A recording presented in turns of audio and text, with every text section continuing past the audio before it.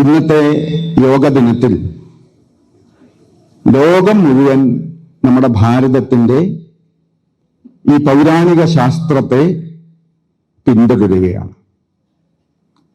നേരത്തെ കുട്ടികൃഷ്ണേട്ടൻ ഇവിടെ പറഞ്ഞു, 10,000-കണക്കിന് വർഷങ്ങൾക്ക് മുൻപ് നമ്മുടെ നാട്ടിൽ രൂപപ്പെട്ട വിവിധ യോഗമാർഗങ്ങളെ പതഞ്ജലി എന്നുള്ള ഋഷി അത് യോഗസൂത്രമായി നമുക്ക് നൽകി. അതാണ് ഇന്ന് ലോകം മുഴുവൻ സ്വീകരിച്ചിരിക്കുന്നത്. നമ്മുടെ ഭാരതത്തിൽ ഈശ്വരനെ കേന്ദ്രമായി ഉള്ള തത്വശാസ്ത്രങ്ങളും ഈശ്വരനെ കണക്കിലെടുക്കാതെയുള്ള തത്വശാസ്ത്രങ്ങളും രണ്ടെണ്ണം ഉണ്ടായിരുന്നു. ഒന്നിന്റെ പേര് ആസ്തികം, മറ്റൊന്ന് നാസ്തികം. പക്ഷെ രണ്ടിനെയും നമ്മൾ ദർശനങ്ങൾ എന്നാണ് പറഞ്ഞിരുന്നത്. നാസ്തിക ദർശനത്തിൽ ബുദ്ധ ജൈന ദർശനങ്ങൾ ഉൾപ്പെട്ടിരുന്നു. 2500-3000 കൊല്ലമായി. ആസ്തിക ദർശനത്തിൽ ന്യായം, വൈശേഷികം, സാഖ്യം, ഉത്തരമീമാംസ, വേദാന്തം, യോഗ, ഈ 6 കാര്യങ്ങൾ ഉണ്ടായിരുന്നു. അപ്പൊ ഈ ഷഡ്ദർശനങ്ങൾ എന്നറിയപ്പെടുന്ന ഭാരതത്തിന്റെ ഏറ്റവും മഹത്തരമായ ദർശനങ്ങളിൽ 2 കാര്യമാണ് ലോകം മുഴുവൻ ഇന്ന് പ്രചാരമായത്. ഒന്ന് യോഗ, 2 വേദാന്തം. ഇവയെല്ലാം തമ്മിൽ ബന്ധമുണ്ട്. യോഗ എന്നുള്ള നമ്മുടെ ഈ ശാസ്ത്രം മനുഷ്യന്റെ ശരീരത്തെയും ബുദ്ധിയെയും മനസ്സിനെയും വികാരങ്ങളെയും എല്ലാം സംയോജിപ്പിക്കുന്ന ഒരു പദ്ധതിയാണ്. അപ്പൊ ഇവിടെ ഇരിക്കുന്ന നമുക്കെല്ലാവർക്കും ഇതെല്ലാം ഉണ്ട്. ശരീരമുണ്ട്. എല്ലാവരും ഇവിടെ ഭൂമിയിൽ ഇരിക്കുന്നു. മനസ്സുണ്ട്. ശരീരം ഇവിടെ ഉള്ളപ്പോഴും ചിലപ്പോൾ മനസ്സ് വേറെ സ്ഥലത്ത് പോകും. അപ്പൊ ശരീരമുള്ളിടത്ത് മനസ്സിനെ പിടിച്ചു നിർത്തണം. അവിടെ തന്നെ ബുദ്ധിയെയും ചേർത്ത് നിർത്തണം. അവിടെ തന്നെ നമ്മുടെ ഭാവനകളെ, വികാരങ്ങളെ ചേർത്ത് നിർത്തണം. എളുപ്പമല്ല. ഇവിടെ ഇരിക്കുമ്പോഴാണ് നമുക്ക് ഓർമ്മ വരിക, നമ്മുടെ വീട്ടില് കെട്ടിയിരിക്കുന്ന പട്ടിക്ക് അമ്മ ഭക്ഷണം കൊടുത്തോ. ഇപ്പൊ പെട്ടെന്ന് മനസ്സ് അങ്ങോട്ട് പോകും. അപ്പൊ ഇവിടെ ഇരിക്കുമ്പോൾ മനസ്സ് ഇവിടെ തന്നെ നിൽക്കണം. അതിനൊരു ശ്രമം ആവശ്യമാണ്. അതിനാണ് അഭ്യാസം എന്നൊരു വാക്കുണ്ട്. ബുദ്ധി അവിടെ ഇവിടെയും ചുറ്റി നടക്കും.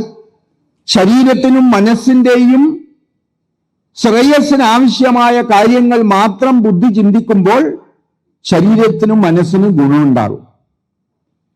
ശരീരത്തിനും മനസ്സിനും ദോഷമായ കാര്യങ്ങളുടെ പുറകെ ബുദ്ധി പോയാൽ ശരീരവും മനസ്സും അപകടത്തിൽപ്പെടും.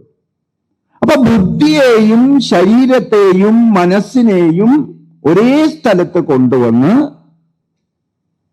നമ്മുടെ വൈകാരിക ഭാവനകളെ എല്ലാം അതിനോടൊപ്പം ചേർത്ത് നിർത്തണമെങ്കിൽ അതിന് അഭ്യാസം ആവശ്യമാണ്.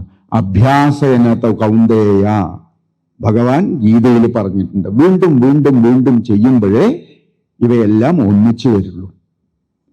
ഇവയെല്ലാം ഒന്നിച്ചു കൊണ്ടുവരുന്ന ആളാരാണ്? അത് അത്ഭുതകരമായ പ്രപഞ്ചശക്തിയാണ്. ഇപ്പൊ നമ്മളെല്ലാവരും ഇവിടെ ഇരിക്കുന്നത് നമ്മുടെ ഉള്ളിൽ ചൈതന്യമുള്ളത് കൊണ്ടാണ്. ഈ ചൈതന്യത്തിന് എന്തെങ്കിലും കുറവ് വന്നാൽ ഉടനെ ബോധം കെട്ട് വീഴും.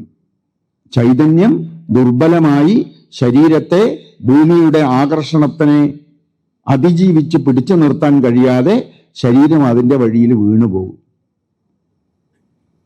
അപ്പൊ അങ്ങനെ പ്രപഞ്ചത്തിലെ മറ്റ് ശക്തികളുടെ നിയന്ത്രണത്തിൽ ശരീരവും ബുദ്ധിയും മനസ്സും പെട്ടുപോകാതെ നമ്മളുടെ നിയന്ത്രണത്തിൽ മനസ്സിനെയും ശരീരത്തെയും ബുദ്ധിയെയും നിലനിർത്താൻ പ്രപഞ്ചശക്തിയുടെ സഹായം ആവശ്യമുണ്ട്. അപ്പൊ യോഗാസനം ചെയ്യുമ്പോൾ ഈ പ്രപഞ്ചശക്തിയുടെ വിന്യാസം നമ്മുടെ ശരീരത്തിലേക്ക് പ്രവഹിക്കും. ഇപ്പൊ നമ്മളിവിടെ വെറുതെ ഇരിക്കുന്നു, നേരെ മറിച്ച് നമ്മൾ പത്മാസനത്തിൽ ഇരുന്നാൽ മനസ്സിന് കുറെ കൂടി ശാന്തി ഉണ്ടാവും. പത്മാസനം പരിശീലിച്ചാൽ മാത്രമേ സാധിക്കുള്ളൂ, ഇല്ലെങ്കിൽ കാല് വേദന എടുക്കും. അപ്പൊ ശരീരത്തിന്റെ പോസുകൾ മനസ്സിനെ നിയന്ത്രിക്കുന്നുണ്ട്. ഇപ്പൊ ഇങ്ങനെ നട്ടെല്ല് നിവർത്തിയിരുന്നാൽ നമുക്ക് ഉറക്കം വരാൻ അത്ര എളുപ്പമല്ല. പക്ഷേ കാലൊക്കെ നീട്ടി അവിടെ കിടന്നു എന്നിരിക്കട്ടെ, ഉറക്കം വരാൻ എളുപ്പമാണ്. അപ്പൊ ശരീരത്തിന്റെ പോസുകൾ, ശരീരത്തിന്റെ ഭാവങ്ങൾ നമ്മുടെ മനസ്സിനെ നിയന്ത്രിക്കും, വികാരങ്ങളെ നിയന്ത്രിക്കും. ഇത് നമ്മുടെ പൂർവികന്മാർ കണ്ടെത്തി നിത്യവും ശരീരത്തെ, നമ്മുടെ മനസ്സിനെയും ബുദ്ധിയെയും നിയന്ത്രിക്കത്തക്കവണ്ണം തയ്യാറാക്കുന്ന പദ്ധതിയാണ് യോഗ. അതിന്ന് ലോകം മുഴുവൻ സ്വീകരിച്ചിരിക്കുന്നു. വിവേകാനന്ദ സ്വാമി ലോകത്തോട് പറഞ്ഞ ഒരു വാക്കുണ്ട്, നമ്മളോട് പറഞ്ഞ വാക്കുണ്ട്. ലോകത്തെ ഭാരതത്തിന് കീഴടക്കണമെങ്കിൽ conquer the world with spirituality എന്നാണ് സ്വാമി പറഞ്ഞത്. ഭാരതം ലോകത്തെ കീഴടക്കുന്നത് ബുദ്ധി കൊണ്ടല്ല, ആത്മീയ ശക്തി കൊണ്ടാണ്. ആ ഭാരതത്തിന്റെ ആത്മീയ ശക്തികൾ ഏറ്റവും പ്രബലമായ ശക്തിയാണ് യോഗ. ഭാഗ്യവശാൽ നേരത്തെ പറഞ്ഞതുപോലെ നമ്മുടെ പ്രധാനമന്ത്രി അത് പ്രചരിപ്പിച്ചു. ലോകം മുഴുവൻ അത് സ്വീകരിക്കുമ്പോൾ നമ്മൾ ഭാരതീയർ അത് സ്വീകരിക്കാതിരുന്നാലോ? ഞാൻ എൻ്റെ കുട്ടിക്കാലത്ത് ഉണ്ടായ ഒരു അനുഭവം പറഞ്ഞ് അവസാനിപ്പിക്കാം. കേരളത്തിൽ പയ്യന്നൂരിനടുത്ത് കുട്ടമത്ത് എന്നൊരു സ്ഥലമുണ്ട്. ആ സ്ഥലത്തെ ഒരാള് സന്യാസിയായിട്ട് ഹോളണ്ടിൽ പോയിട്ട് യൂണിവേഴ്സൽ കോൺഫ്ലുവൻസ് ഓഫ് യോഗ വേദാന്ത ലുമിനിയറി എന്നൊരു സംഘടന തുടങ്ങി കുറെ കൊല്ലങ്ങൾക്ക് മുമ്പ്. എന്നിട്ട് അദ്ദേഹത്തിന്റെ ശിഷ്യകളായിട്ടും ശിഷ്യന്മാരുമായിട്ടുള്ള ഹോളണ്ടുകാര് നമ്മുടെ കേരളത്തിലൊക്കെ വന്നു. അപ്പൊ ഞാൻ പഠിക്കുന്ന കാലത്ത്, ഞാൻ വളർന്ന ഗ്രാമത്തിൽ, പട്ടണത്തിൽ ഒരു ഹാളിൽ വെച്ചിട്ട് ഈ ഹോളണ്ടിൽ നിന്ന് വന്ന ഈ ഒരു മദാമ്മയുടെ ക്ലാസ്, ഹഠയോഗത്തെ പറ്റിയാണ് ക്ലാസ്. അപ്പൊ നമ്മുടെ ഭാരതീയനായ ഒരാള്, കേരളീയനായ ഒരാള് എഴുന്നേറ്റ് നിന്നിട്ട് ഈ ഹോളണ്ടുകാരി മദാമ്മയോട് ചോദിച്ചു, what is the meaning of hatha yoga എന്ന്. ഭാരതത്തിൽ ജനിച്ച ഹഠയോഗത്തെ പറ്റി ഭാരതീയനായ ഒരു വ്യക്തി ഹോളണ്ടുകാരിയായ ഒരു സ്ത്രീയോട് ചോദിക്കുകയാണ്, വാട്ട് ഈസ് ഹഠയോഗ എന്ന്. അപ്പൊ ഈ ഹോളണ്ടുകാരി അമ്മ മനോഹരമായി പറയാണ്, in hath Sanskrit means, in Sanskrit hath means to use force. Hatha yoga is controlling the mind using force. അപ്പൊ നമ്മുടെ ഭാരതീയരായ ആൾക്കാരൊക്കെ തലകുലുക്കിയിട്ട് പറയാണ്, ഓ ഹഠയോഗം ഗംഭീരം തന്നെ. അപ്പൊ നമ്മൾ നാട്ടിൽ ജനിച്ച യോഗയെ, നമ്മൾ നാട്ടിൽ ജനിച്ച ഹഠയോഗത്തെ ലോകത്തിന്റെ മറ്റു ഭാഗത്തുള്ളവർ പഠിച്ച് നമ്മളെ പഠിപ്പിക്കേണ്ട ദുരവസ്ഥ ഉണ്ടാകാതിരിക്കാൻ നമുക്ക് യോഗ പഠിക്കണം, യോഗ മനസ്സിലാക്കണം. അതുകൊണ്ട് നമ്മുടെ ശരീരത്തെയും മനസ്സിനെയും ബുദ്ധിയെയും വികാരങ്ങളെയും സംയോജിപ്പിക്കണം.